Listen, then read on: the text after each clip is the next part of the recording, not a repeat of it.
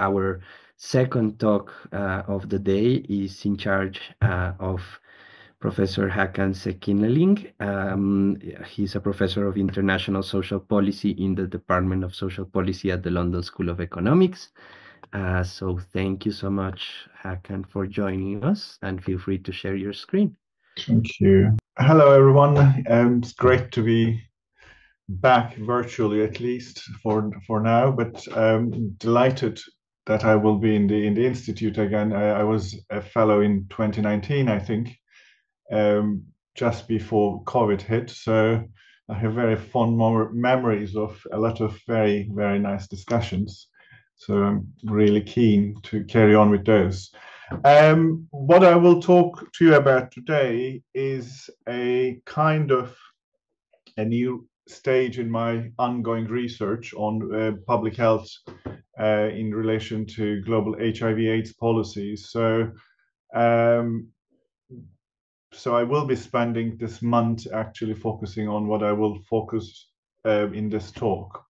Now, the aim of the research has been to understand why some apparently well-designed and well-warranted policies fail to have desired impact when implemented. And this is in relation to global public health policies broadly. In my interest is in HIV/AIDS policies and HIV/AIDS policies designed in some kind of global policy context and then implemented in different contexts. Of course, many of these policies are designed as interventions to change people's behaviors, broadly to stop the spread of the HIV, but also trying to eradicate the disease if we can. And also some of the interventions are about supporting those who have HIV and live with HIV. And so they are a fairly interesting set of maybe policies designed within the medical sort of field as public health policies and then implemented in diverse country settings. And I argue in this work that we need to have an ecological understanding, the context within which these policies are implemented, to be able to understand but also address the gap I started my questioning with, the gap between well-designed policies and failing implementation outcomes. So what I'll do in the talk is just essentially, this is color coded. So I'll start with the background first, talk about policies at the second stage, and then I'll end up the talk in talking about ecology, how I think about ecology as a policy relevant concept or thinking area. And I come to this as a sort of from the policy studies, but I also bring all sorts of multidisciplinary insights in thinking about the question and cases. I've been working on HIV for a long time, and I've always worked on the relationship between global international HIV policies and how they are implemented and assessment of their success on the basis of people's experiences of these policies. I mean, on the one hand, we can assess policy success by how well implemented they are and whether we are able to deliver certain policy tools, goods, etc. But what are these things mean for people when they are living in the context of HIV, how they engage, how they are able to engage with policy? So I've been doing this through many years, as I mentioned. I have 3 books which look at different aspects of these processes. It started early on in the early 2000s, essentially as international HIV/AIDS field was emerging, and then ended up, my last book looks at HIV as a global health policy framework. And I trace that sort of development of the idea of global public health. And in this sort of research path, one of the constants has always been about the question of knowledge. What kind of knowledge we need for policy implementations, and what kind of knowledge we need to assess that kind of policy implementations. Here, what I'm trying to, I suppose, highlight is the relationship between international policies and local experiences, and who knows what, according to what kind of knowledge we claim to develop policies.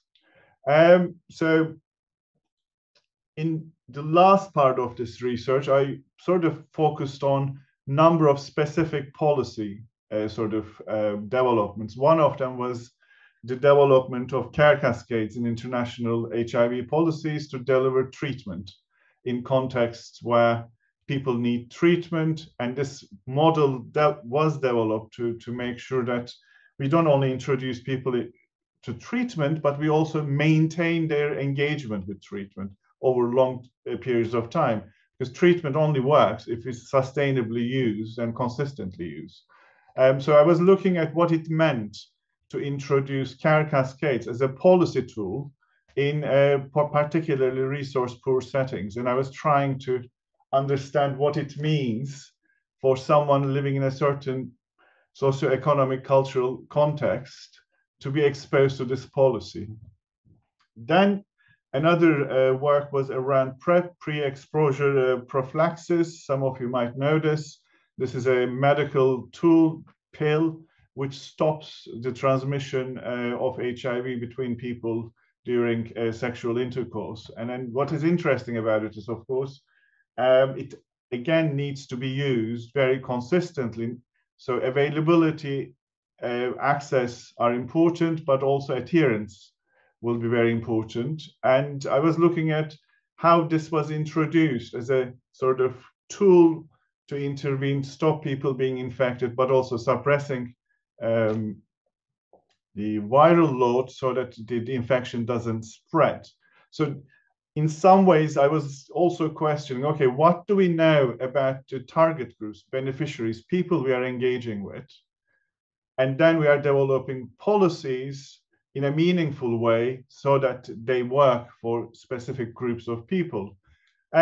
So these are very particular ways of looking at this global policy world, or the stream, if you like. And it's sort of influenced by this statement or sort of theory from Bertrand Russell, which argues that no cause can be assured of a universal connection with its effect, because no matter how short the gap between them, there's always time for an external disturbance to break the link between.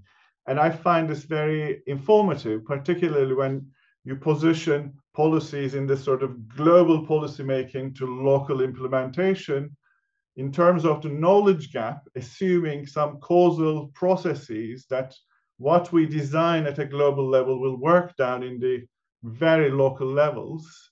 That sort of whole process becomes very interesting.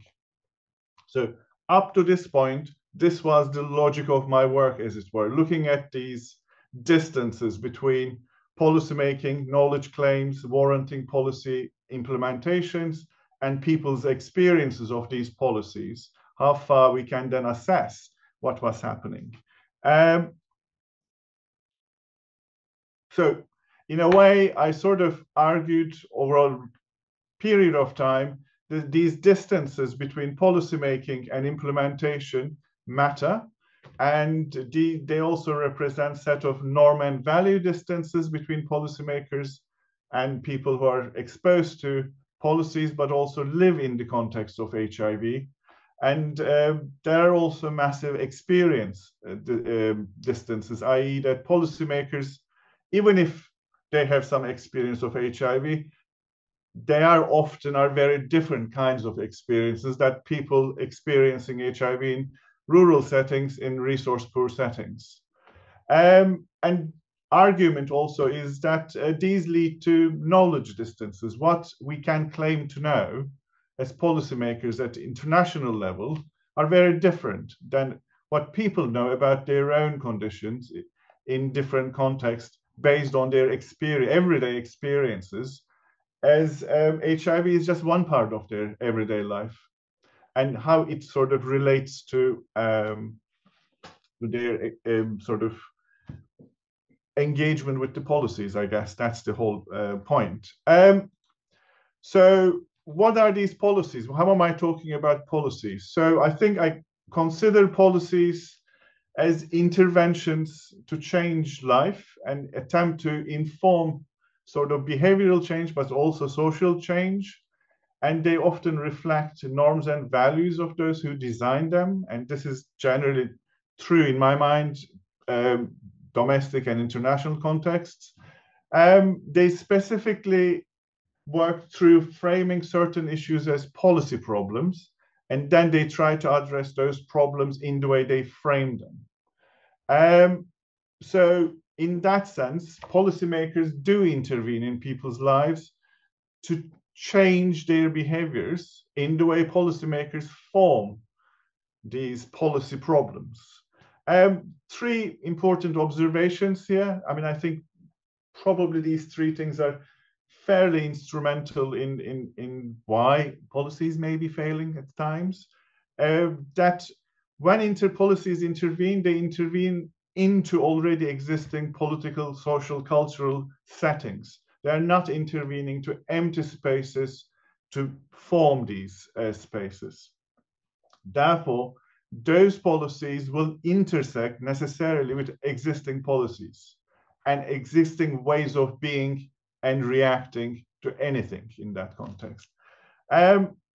So in that sense, if we remember, we are trying to change people's behaviors in relation to HIV, but some of those behaviors we are trying to change with global policies are probably based on a whole set of dynamics which have stabilized these behaviors. And they might be policy relevant, might be cultural or socially stable behaviors, even though we think they need to be addressed to deal with the epidemic or the pandemic. So in some ways, the policy interventions need to think in this kind of thinking a little bit beyond what the target issue, the outcome, expected outcome is, and think about what else needs to change in the context in terms of the stabilizing conditions or mechanisms of the situation we are trying to deal with. And you might think, of course, all these things are very contextual. Why don't you just talk about context and why you are talking about ecology? And that's a very good question. But I talked about context, and then I sort of, my last book was developing a context analytical perspective. And I sort of have, I think that in a way, policies have their own context, implementation has its own context, and people live in these contexts. And what I'm interested in the particularities and interactions of people who we target as target groups, and how their everyday interactions also inform their reactions to policies targeting them. And what is the relationship in those particular,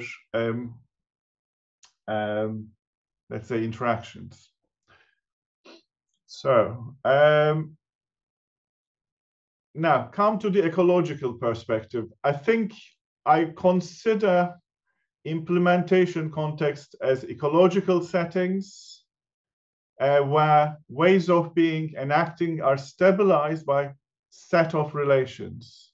So even if there are negative sort of relations or situations we observe, we need to sort of assume that there are forces working here stabilizing these relations. And the idea is that there are different sets of relations, and the quality of these relations or the nature of these relations stabilizing circumstances are different, and they depend on different positions people might have in society, communities, etc. So in some ways linking to ecological niches. So these are the kinds of contexts in which people encounter policies or policies encounter their target group. So just to pause and say that this is the I mean, remember the care cascade and the prep discussion? These were about the distances.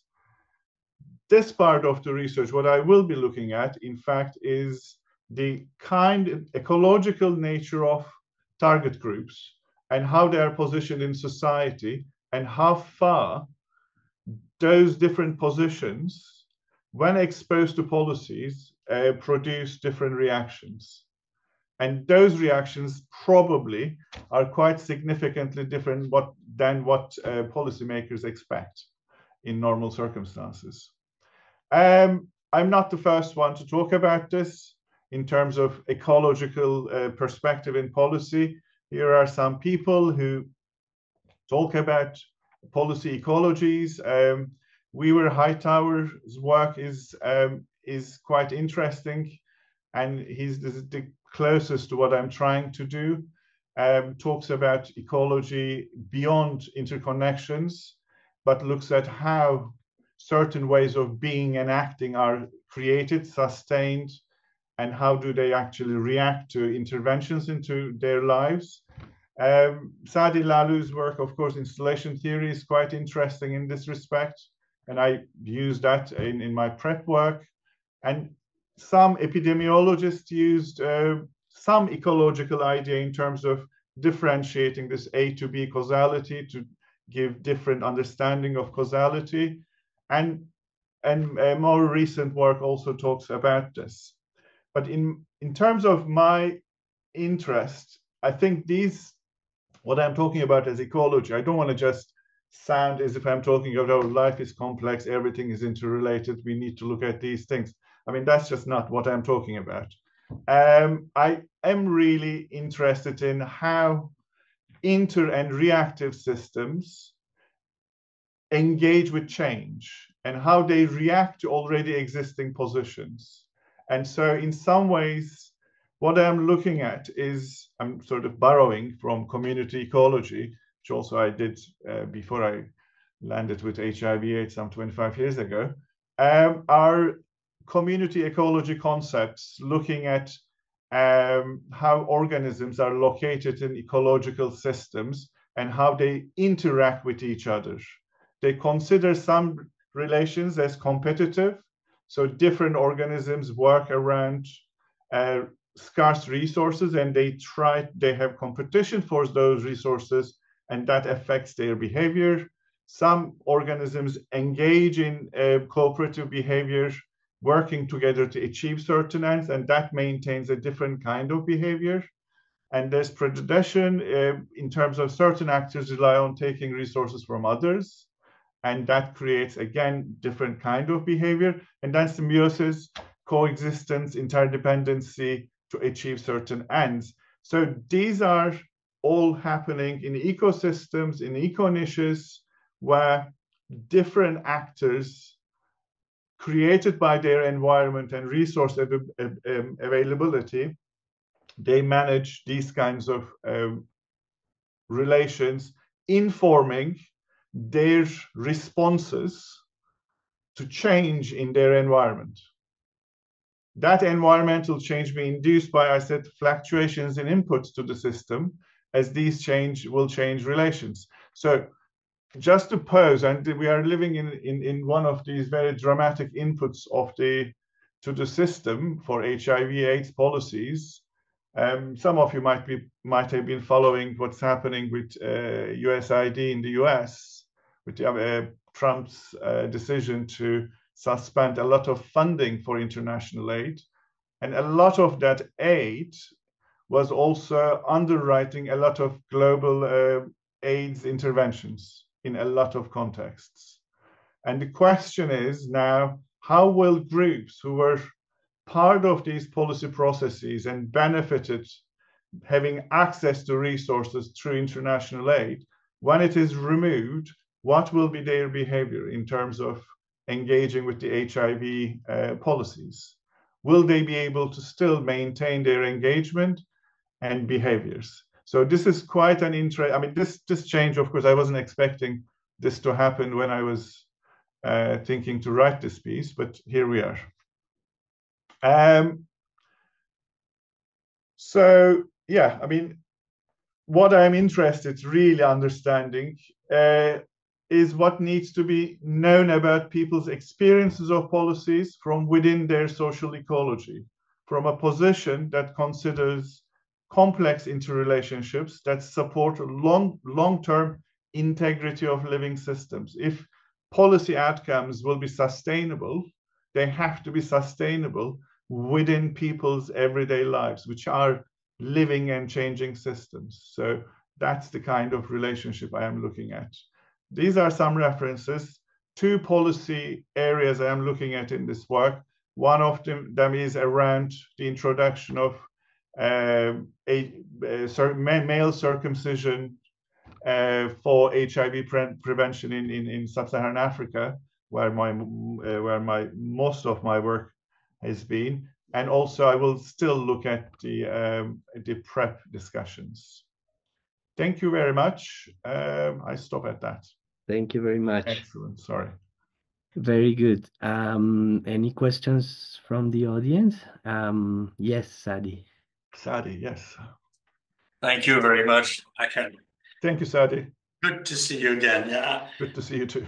Where you were so close to the kind of thing we're doing, Paulus and myself actually, and I realize we have great discussions. There's one thing. In terms of implementation, because I've got a new book that you have to read.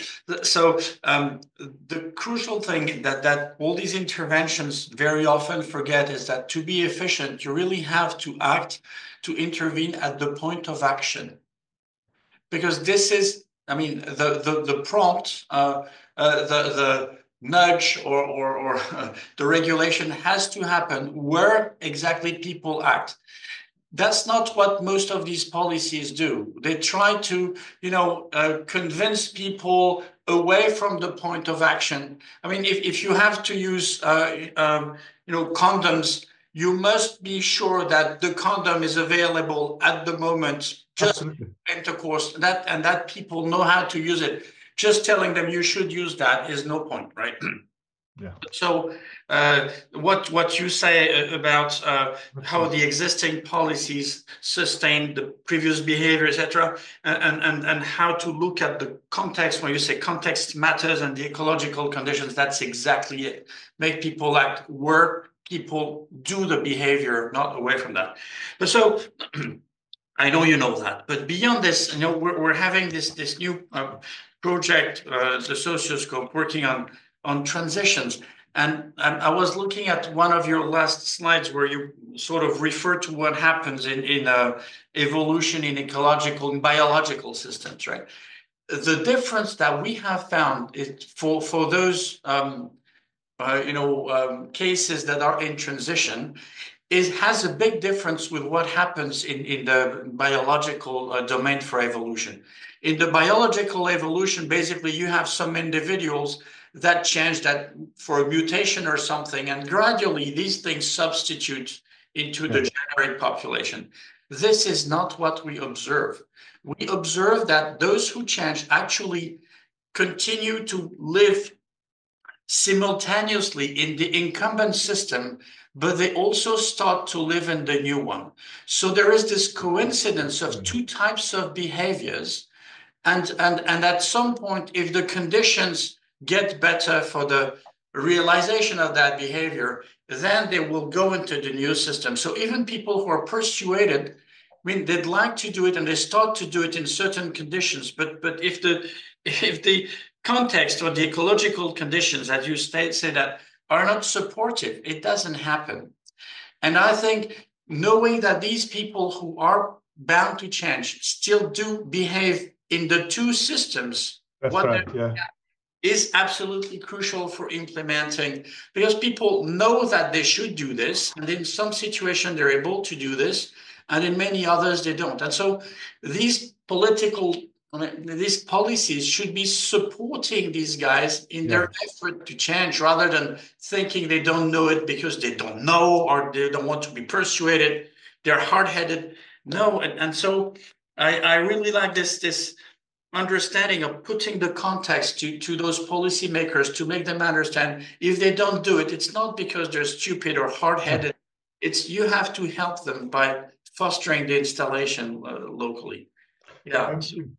Thank you for that, Saad. It's really, really interesting, and I entirely agree. I mean, one great example for it was in one of my books. It's the I was doing research in I think Botswana and talking to peer educators, because peer educators were great policy tools to get information to, let's say, certain age group, teenagers, university students, etc.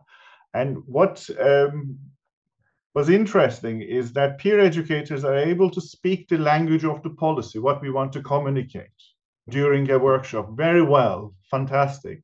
And then you observe their behavior with their peers after the workshop. They behave as if that information doesn't exist. They didn't communicate it. They revert back to their own normal sort of gender relations and what appears to be negative behaviors. And that sort of boundary crossing was quite interesting, maintaining, you know, foot in each boundary, because one part of it was not supported by any social resources, so that these people totally move into a different stage of being in a relationship. So no, thank you. I hope we'll have more chance to talk about this. Thank you. Wonderful. I think Tina is next.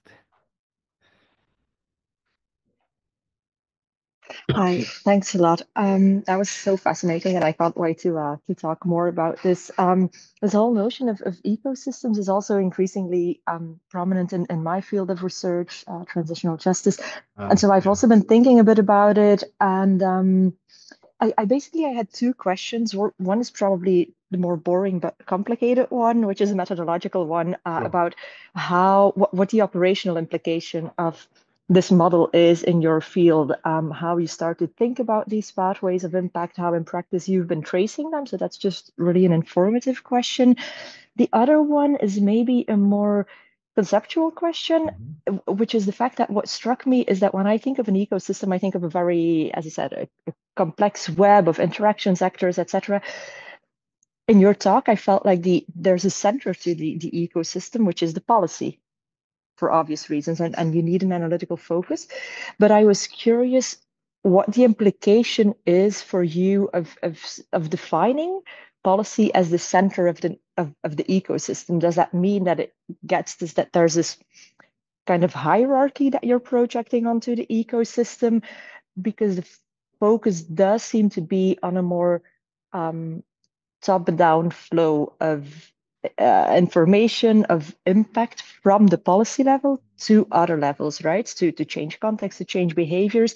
And I guess I was curious at a conceptual level what the implication of that is, but also whether there is an interest in your field in mapping or tracing the opposite flow of information or of impact, how local needs, how local preferences can then formally feed into policies. Like the example that you were just giving in response to Sadi's answer, how does that kind of behavior then inform policy and shape maybe not just the modalities of that policy, but also the normative objectives of certain policies? Thank you.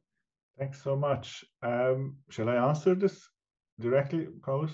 Yeah, okay. No, these are very helpful, I mean, very interesting questions. Methodologically, of course, as I mentioned, what I've been doing is essentially looking at context of implementation and communities over essentially field works over some 20 years nearly now, how people react to policies, what happens in their lives, and how do they essentially assess what they can do, what they can't do. It's quite an interesting aspect. I mean, Sadi sort of mentioned the condom issue. Condom distribution has been very common. People, of course, know what this is. But when you get into whether they're able to use it or not, you need to then look into what barriers they have.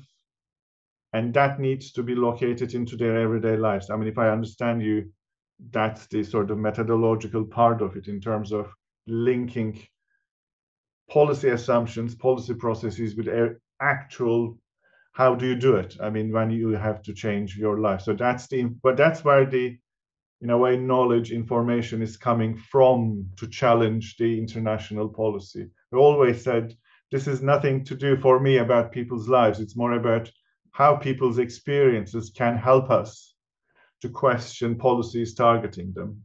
So it has been a kind of epistemological turning that around to a degree. Conceptually, I think you are right. I think, in fact, I mean, because of the time scale here, I sort of sliced it off a bit. And of course, one can easily think about policy systems as ecologies themselves, producing a certain policy processes, and they relate to then everyday ecologies. And that's, I think, quite interesting. So in some ways, bringing it that, you know, what comes from the policy ecology as a policy sort of formulation and implementable tools into a context to look at it, it sort of appears to be top down, but it sort of, again, reverses the top down dynamic of it, because what I'm interested in, how far these claims warranting the policy are in fact relevant contextually. And I think, I don't know whether I'm answering your question rightly, but this is the way in which it seems to work, because otherwise, the other question is, just quickly, yes, of course, there are pathways. The local knowledges are incorporated into policy world, and that's what I called in my last book is a institutionalized solidarity. And there are a whole set of mechanisms which incorporate knowledge, but then there's so much reduction the way in which they are incorporated because of some kind of juxtaposition around or measure what kind of knowledge will matter for policy. Don't forget, I mean, when I'm talking about global social policy, so for global actors, knowledge value of local experiences are reduced in relation to that global interest. They have to be able to use knowledge to produce these large frameworks. So there is that sort of interesting reduction in the way how they engage with local knowledge. Thank you. I hope we'll talk more. Great. Yes, indeed. Next, Marco. Thank you. Hi, Hakan. Thank you so much for the presentation. I have only a very small comment, which is that when you spoke about, of course, the role of complex evolving ecological system as a way of basically reading this dynamics, I couldn't basically start thinking about the recent book by Giovanni Dosi, who's an economist from Pisa. It's about the foundation of complex evolving economies. If you're interested, I can actually share the book with you. And basically, it's pretty much conceptual in its core, and it touches upon many of the concepts that you discuss from the role of basically biology as a field that can inform the way we think about complexity in economics in a way which is evolving as a process and as a system. So the match was, to me, just like really one-to-one. So yeah, I just wanted to mention this. Brilliant, thank you.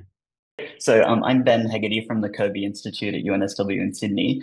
So I'm kind of listening to this with a lot of interest as an anthropologist who's done a lot of work with communities of people living with HIV and affected by HIV in Indonesia, including a little bit of work on kind of how the implementation of antiretroviral therapy and the cascade of care kind of unfolded at the community level. So I kind of watched it from that perspective. So I was interested in your talk from this point of view.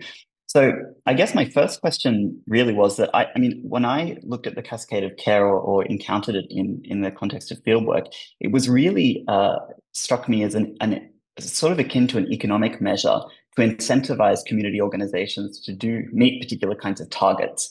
So, you know, and this, of course, is nested within a broader context of HIV, a shift in how HIV and AIDS is funded, whether you've got less resources, where you want to use those resources more efficiently.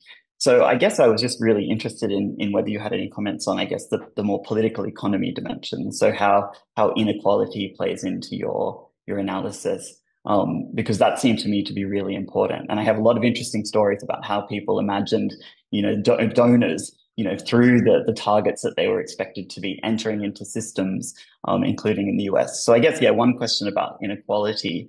The second, I was interested in your use of ecological and biological metaphors. I've kind of been using those, but in a slightly different way. And I mean, I guess I just was interested in maybe pushing back a little bit against the fact that these might always be useful or helpful metaphors. Symbiosis is a concept, that generally, as it's used, comes from studies of lichen in the early 20th century. And lichens are not people, obviously, right? They're very different kinds of entities. So I guess I'm just interested in how you use ecology and biology, I guess, as in a sense, metaphors maybe, and whether HIV science or, the sciences say how the HIV virus actually works, right? Its effect on the immune system, whether these might be more fitting, I don't know, metaphors to be used rather than, I don't know, these other biological metaphors, but super interesting. And yeah, looking forward to talking more. Thanks, Ben. Inequality, I understand. I mean, I hear what you are saying, and I think the issue, of course, is from my perspective, I guess inequality is the basis of the entire distribution system around Cascade, because, of course, it comes from the idea of changing when people should start being on treatment, that those measures by WHO changed, so allowing, essentially making more people eligible to be on treatment.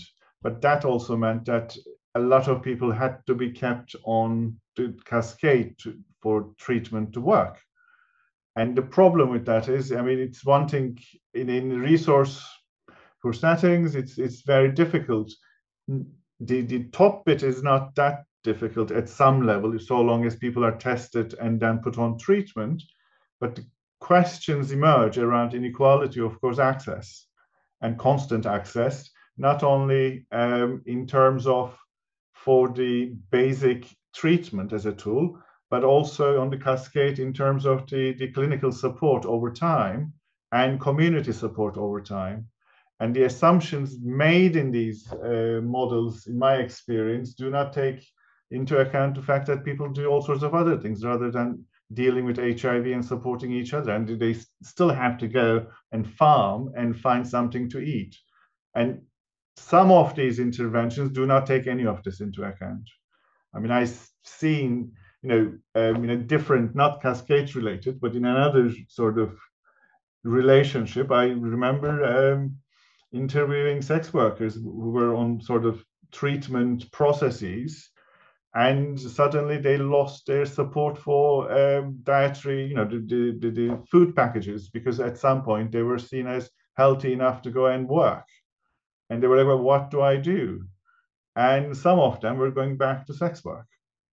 And of course, when you locate that into that context, I mean, it's very difficult not to say inequalities at that level are not part of this discussion. We are trying to stop the disease, really. I mean, not me, but the policymakers. So that would be my sort of view of that. In terms of the biological analogy, this is always very difficult bit of this. Yes, I think it's quite interesting. You're right in terms of symbiosis, etc. I mean, I've studied for my PhD marine biology and looking at the implementation of international law of the sea in the South Pacific and how ecological this was. And in that, I was looking at it. And then I think it was very clear to me that some of these mechanisms, in terms of relational mechanisms they talk about, have some purchase on some relations, and they can functionally highlight interesting dynamics more directly in terms of trying to understand how people behave in the way they behave rather than in the way we expect them to behave and respond to the policy. So that would be my answer. I mean, I think it's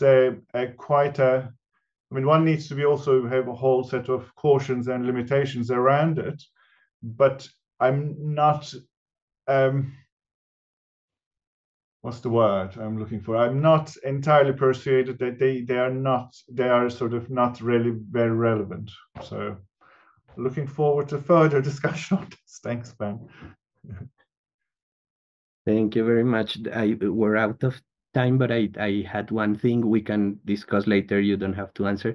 This is very interesting. I've been working on development initiatives for a few years with some international organizations, not on HIV. And I was curious about your what like empirical cases you will take or something like that, because in my experience it varies a lot with donors and funders, how knowledge goes from the top to the bottom and from the bottom to the top, and how the interventions are built. Um, so I was curious about that. And the other thing, it might not be possible because it's ongoing, but the USA thing, I have many friends, and I was in a couple of projects myself. It could, I was thinking that listening to you, that it could be a wonderful not experiment but situation, because you go from a situation where there are established programs to nothing overnight, and so some actors just stop, others look for alternative funding, others transform the whole thing. So yeah, I was thinking that. Thanks very much. Thank you. We can talk some of this later, but I think the point about US funding is very systematic, because it's not only the particular policy programs, but they are cutting funding from policy organizations like UNAIDS, WHO, etc. So it's going to be such a systemic shock in a way to what happens down the line. Yeah. Thank you. Thank you. Yes, and most countries are cutting the funding as well. Okay. Yes, I think we don't have any more questions. So yes, thank you so much, Hakan, Thank for you. the talk. Thank you, everyone. You